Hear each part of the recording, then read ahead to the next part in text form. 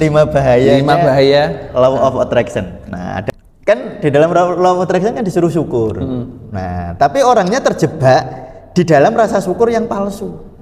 Misalnya melakukan law of attraction gitu, teknik-tekniknya. Ya jangan berhenti di materinya. Ini terjebak di situ. Makanya tadi saya bilang, foundernya itu nggak kepengin begitu. Tetapi yang ini para muhibinnya atau para pengikutnya itu terjebak dia. Nah, ini kadang-kadang testimoni itu menjebak itu ya kayak gitu ya. Makanya saya itu termasuk yang sangat membatasi testimoni ya. Kalau sampean pasrah kamu sembuh nih. Nah, tetapi ini jadi beda, Mas. Jadi beda sama yang beneran tadi. Yang pertama pasrahnya bener-bener tulus, nggak sembuh juga nggak apa-apa gitu. Kalau yang kedua ini kan pasrah tapi pengen sembuh. Kalau di dalam dunia spiritual, testimoni itu sering menjebak, Mas. Nyebut itu orang-orang, kalau kita masih begitu, itu namanya keracunan tasawuf. Oh iya. Itu namanya keracunan spiritual. Tapi kan dasarnya bukan syukur, dasarnya rasa kekurangan. Iya. Dan rasa kekurangan ini ngumpet di bawah sadarnya nanti lama-lama. Malah nanti terjebak di dalam rasa kekurangan. Dia itu kepengen niru hasilnya. Bukan meniru prosesnya. Bukan meniru keindahan batinnya. Oh iya. Jelas dibaca kamu mau bohong, sebenarnya kamu nggak bersyukur, tapi kamu mau ngomong syukur. 1.000.000 kali kamu ngomong syukur, yang dibaca tetap tidak syukurmu. Ngasih langit itu yang didengar bukan kata-kata, yang didengar rasa. Langit dalam makna spiritual. Bukan ilas tulil firdausi ala wala aqwa ala naril jahimi. Ya udah ngaku aja guys. Lah terus gimana toh Ustadz kok bingung? Gini loh. Kita itu jangan enggak usah ini. Nanti kalau kita begitu terus nanti terjebak dalam kemunafikan, Mas.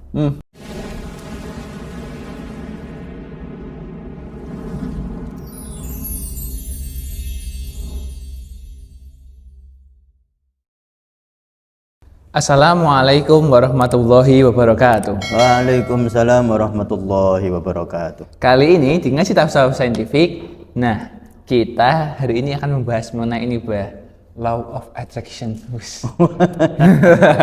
Ya. Atau bahasa Indonesia mungkin bisa dibilang hukum tarik menarik ya, Ya, sering dimaknani. Nah, kali ini pasti hukum tarik menarik itu di kehidupan kita ini pasti ada ya, Iya. Di alam semesta ini pasti ada.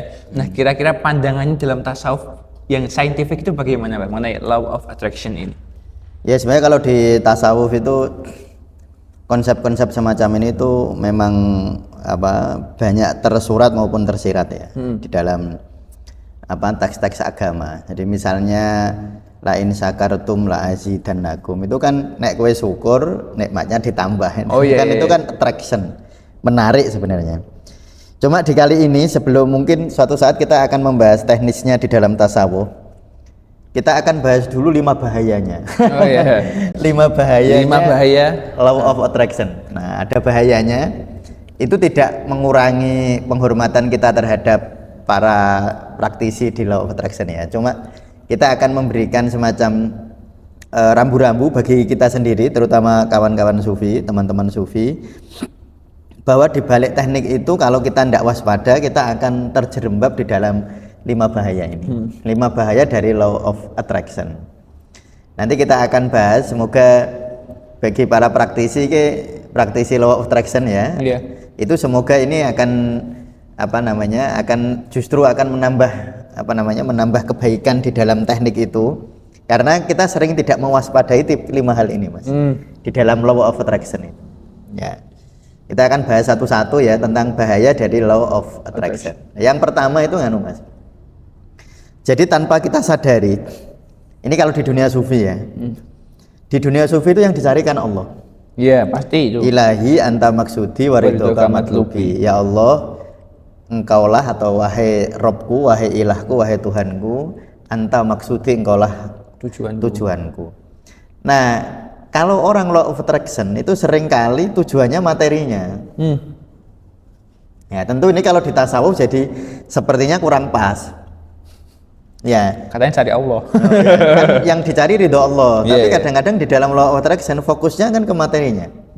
Misalnya yang sering kita dengar ya, Misalnya saya ingin punya rumah bagus, Yeah, rumah bagus nanti divisualisasi ya, lalu afirmasinya terus menerus, rasanya dihadirkan gitu, seakan-akan sudah punya rumah gitu. Ya itu sebagai teknik apa namanya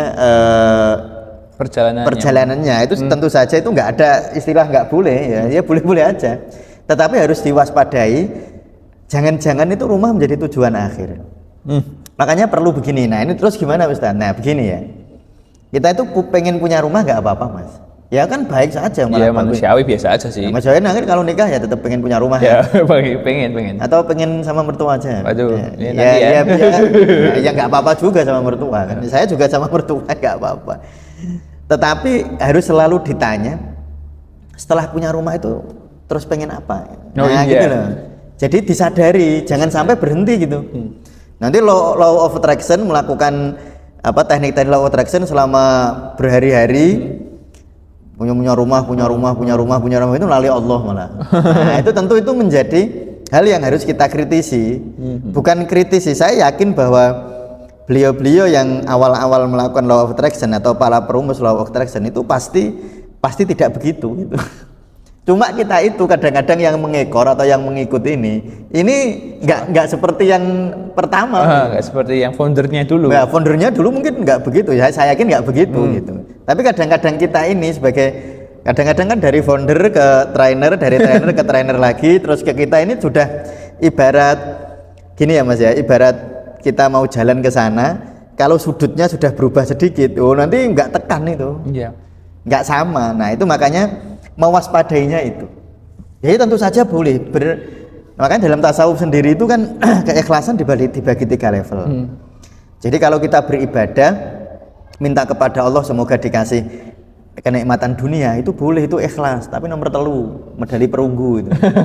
Nah ikhlas yang kedua yang medali perak itu ikhlas kita ibadah kepada Allah yang dicari kenikmatan ukhrawi, kenikmatan ruhaniyah, ketenangan batin, ketenteraman jiwa itu boleh. Tapi yang paling tinggi kan ada keikhlasan tertinggi yang dicari hanya Allah. Nah, yang dicari hanya Allah sang maha kasih sayang itu. Nah itu jadi makanya nggak salah loh ya. Tetapi jangan berhenti gitu. Jadi bagi teman-teman, bagi Mas Jawahir, bagi saya, misalnya melakukan law of attraction gitu, teknik-tekniknya, ya jangan berhenti di materinya. Ini terjebak di situ. Nah nanti akhirnya perjalanannya terhenti. Padahal misalnya ya ini contoh aja lah, ini guyonannya gitu. Mas Jawahir pengen rumah. Rumahnya mau ditempati berapa tahun? Misalnya Mas Jawahir sekarang nanti nikah umur berapa pengennya? 25 misalnya. 25 terus 26 punya rumah misalnya 6 tahun. Mau ditempati berapa tahun coba rumahnya? Kan Mas Jawahir misalnya umurnya dibuat Allah 100 tahun gitu.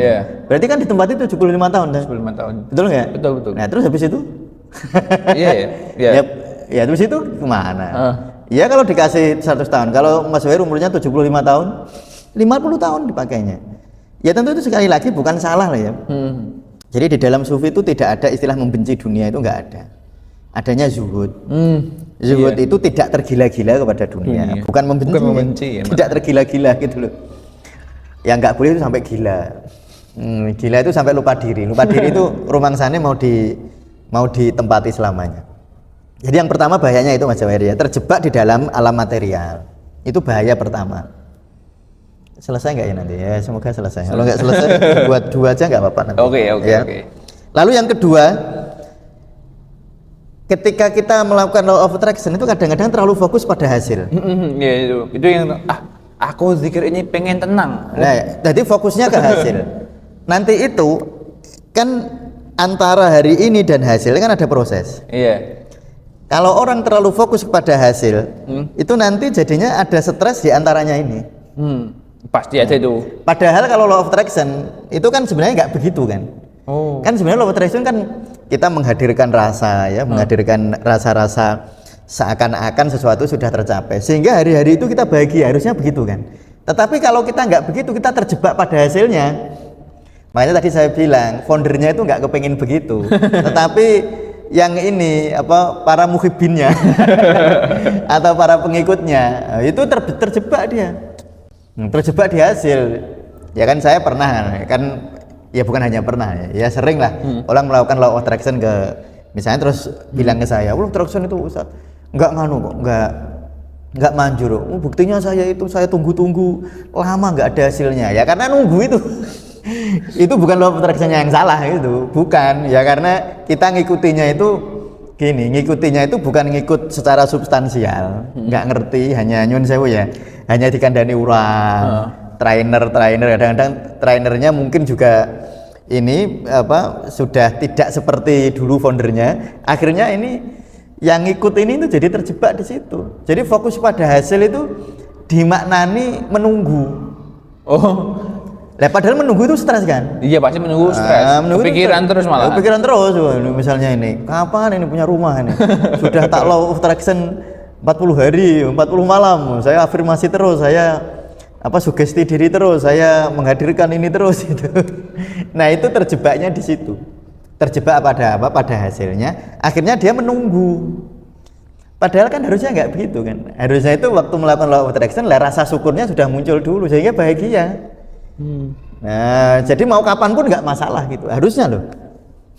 Jadi mau punya rumah kapan pun nggak masalah gitu. Menghadirkan syukurnya sebenarnya malah iya. Menghadirkan pengen itu tadi ya, karena terlalu fokus ke hadir akhirnya menunggu Mas, menunggu dari law of attraction hari ini. Kadang-kadang pikirannya kan misalnya ada testimoni kan gitu. Nah ini kadang-kadang testimoni itu menjebak itu ya kayak gitu ya. Makanya saya itu termasuk yang sangat membatasi testimoni ya. Kalau di dalam dunia spiritual testimoni itu sering menjebak Mas.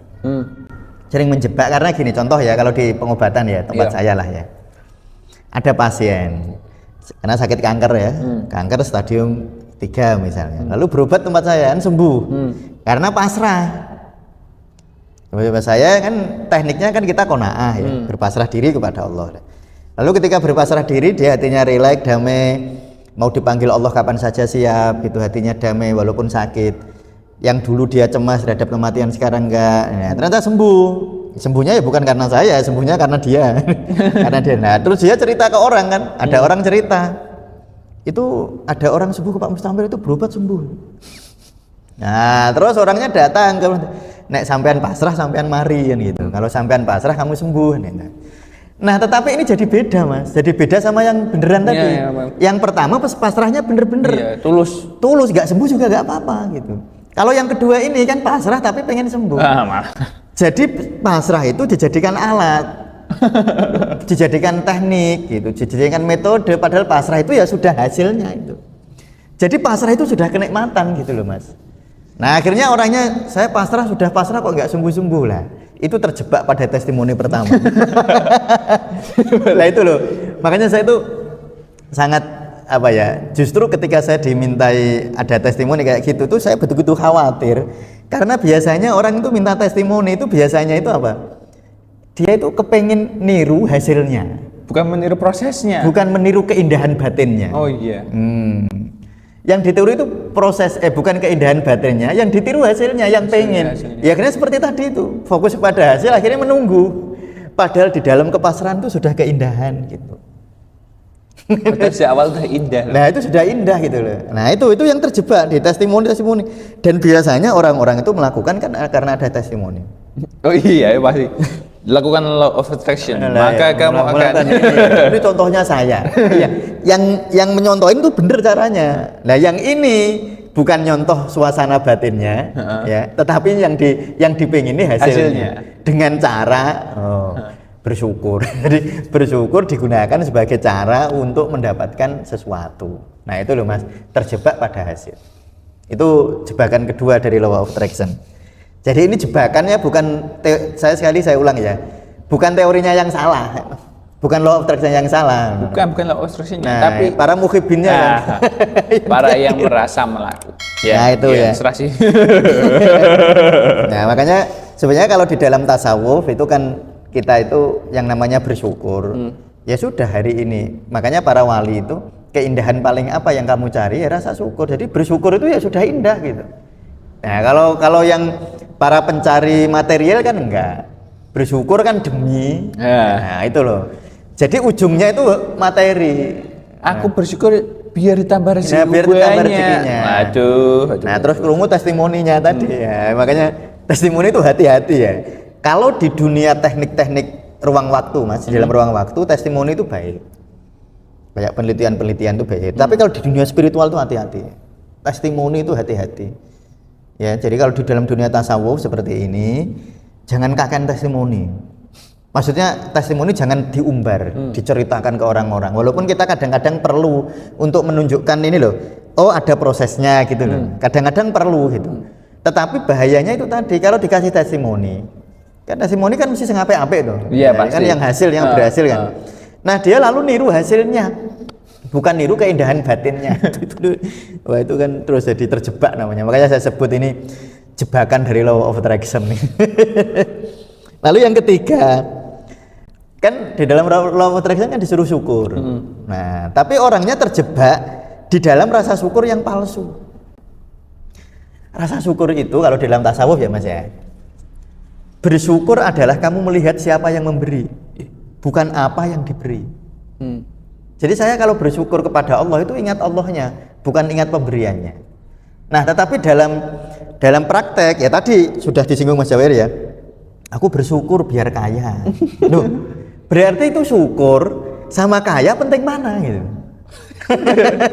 Malah itu pertanyaannya. Loh. Oh iya. Nah, bersyukur sama kekayaan penting mana gitu. Kalau di dalam tasawuf kan rasa syukur ini harus meliputi semua fenomena. Oh iya. Semua harus dihiasi dengan rasa syukur gitu.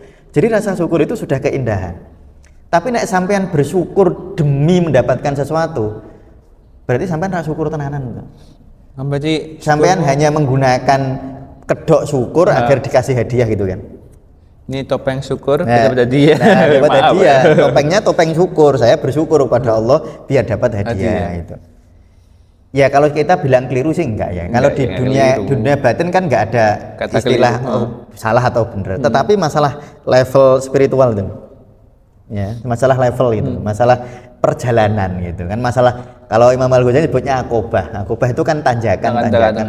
Tangga. Jadi jangan ngomong berarti enggak boleh. Ya bukan, kalau boleh dan nggak boleh itu di level syariat. Kalau level syariat itu boleh, nggak boleh, haram, terus halal gitu. Ya kalau di tasawuf itu jangan kulino nanya bener salah. Ya, kalau di tasawuf itu nanya afdol apa enggak gitu. Nanyanya afdol mana. Yang nggak afdol itu jangan disebut salah. Cuma nggak afdol aja. Kan banyak yang konsultasi ke kita ya Mas ya dari YouTube yang ini itu. Ya itu berarti salah Ustadz. Bukan. Kalau di tasawuf itu ngomongnya bukan bener salah. Bener salah itu dihukum formal. Kalau di tasawuf itu ngomongnya afdol apa enggak, lebih utama mana sih gitu.